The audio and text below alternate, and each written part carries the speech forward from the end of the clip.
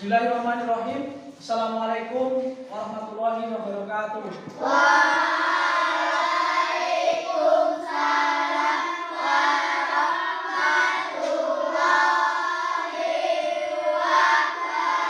wabarakatuh. Selamat pagi anak-anak, bagaimana kabarnya hari ini? Alhamdulillah baik, sehat. Alhamdulillahirrahmanirrahim. Silakan duduknya yang baik dan rapi. Silakan ketua kelas memimpin berdoa. Bismillahirrahmanirrahim. Raditu billahi rabban wa bil Islam dinan wa bil Muhammadin nabiyya wa rasulah. Rabbi zidni ilma warzuqni fahman amalan salihan. Amin ya rabbal alamin. Alhamdulillahirrahmanirrahim. Semoga doa kalian mendapatkan berkah dari Allah, ya, mendapatkan perlindungan dari Allah Subhanahu wa Ta'ala, diberikan kesehatan, diberikan kemudahan, dan diberikan kelancaran dalam menjalankan tugas kita masing-masing. Saya absen, ya. Sebelumnya saya panggil dari nomor urut absen pertama, Adinda Nova Saputri. Alexandra. Fadil Chandra Saputra. Kevin Diora Panda. Khairul Ainul Fatoni. Raguraga Satria. Rio Adi Saputra. Rizky Maulidia Suci. Sinar Cita Kinanti. Safrija Alif Maulana. Vino Adi Saputra. Mikaela Engslista Permana. Alhamdulillahirrahmanirrahim. Walaupun kondisi hari ini hujan, tidak ada penerangan listrik, tapi mudah-mudahan tidak mengurangi semangat kita untuk belajar hari ini. Tetap semangat belajar, ya. Masih semangat? Masih.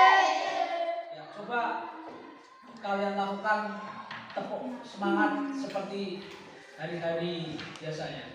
Tepuk semangat.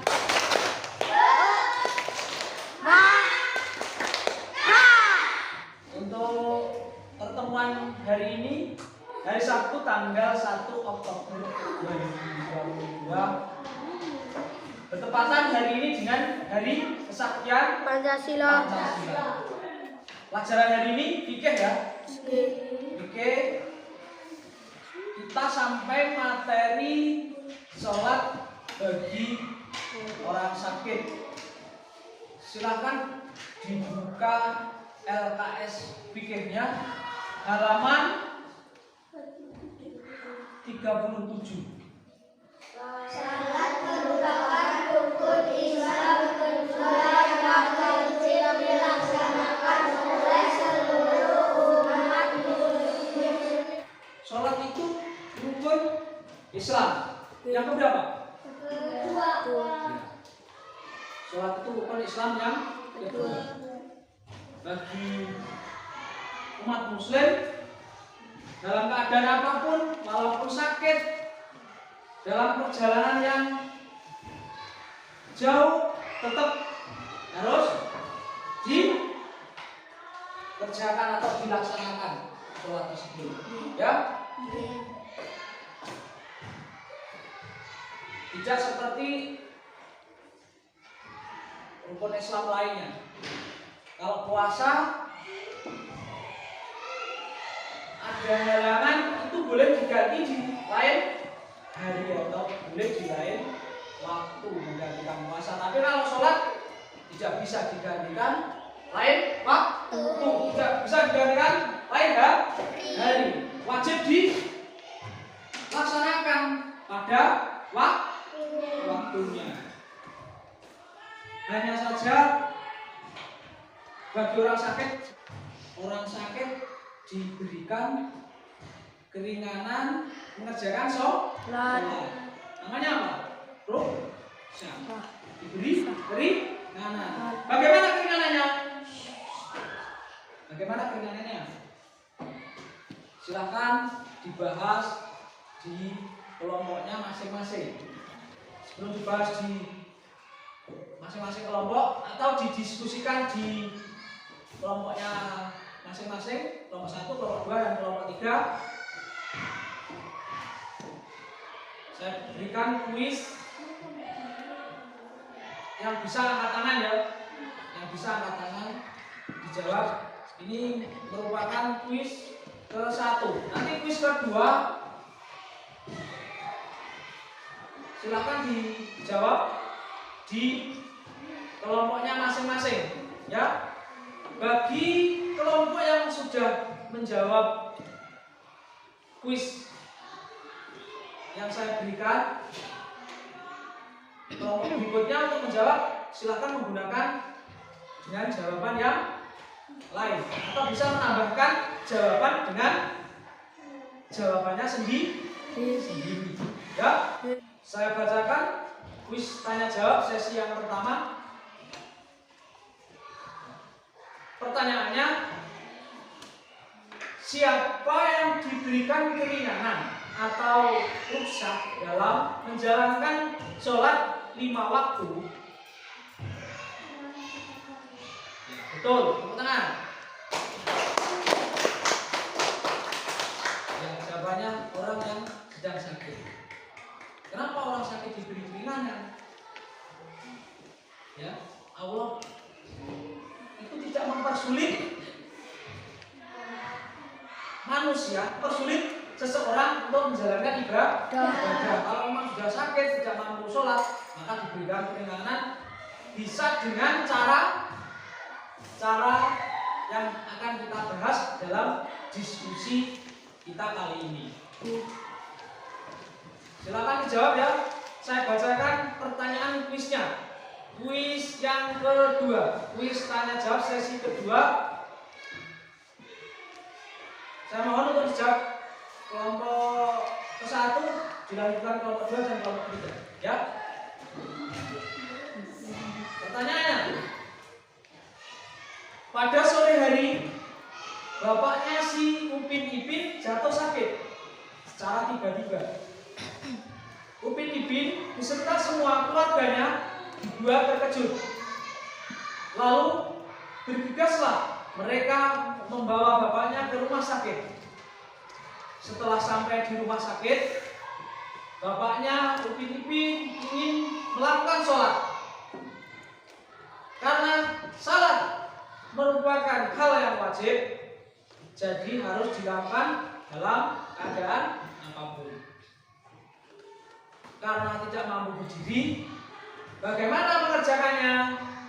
Bila tidak mampu berdiri, maka salat dilakukan dengan duduk.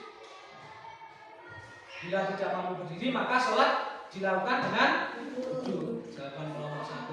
Jadi jawaban kelompok 2, apa jawabannya? Bila tidak mampu duduk, maka salat dilakukan dengan berbaring. Ya. Bila tidak mampu duduk, maka sholatnya dilakukan dengan berbaring. Untuk kelompok 3 memberikan jawaban. Salat dilakukan dengan jalan kaki. Jawaban kelompok 3 ya. Bila tidak mampu, maka sholat dilakukan dengan isyarat kepala atau mata. Kalau semua sudah memahami, ya, sudah memahami materi yang kita bahas pada hari ini, Silakan kamu kerjakan latihan soal dan tugas halaman 42 dan 43. Silakan semuanya mengerjakan. Silakan buku tugasnya ditukar ya, ditukar dengan teman sebelahnya. Ya, saya berikan kunci jawabannya, silakan dikoreksi. Sholat itu bisa meningkatkan keimanan dan ketakwaan. Ya, apa keimanan? Apa iman itu? Percaya. Iman percaya. Kalau takwa? Diam. Takwa? Kalau takwa apa?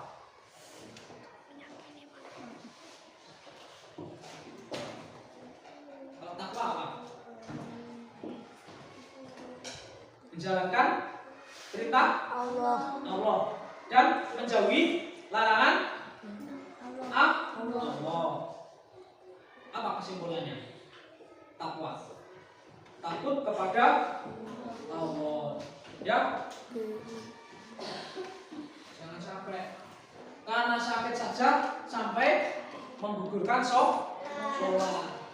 Saya tidak mau sholat, saya sakit, saya malas duduk, saya malas berdiri. Ya, sholat wajib, ya sholat harus dikerjakan. Ya, Allah senang dengan orang yang mengerjakan sholat. Kalau dalam dalilnya, inna sholata tanha anil fahsai wal munkar. Apa artinya?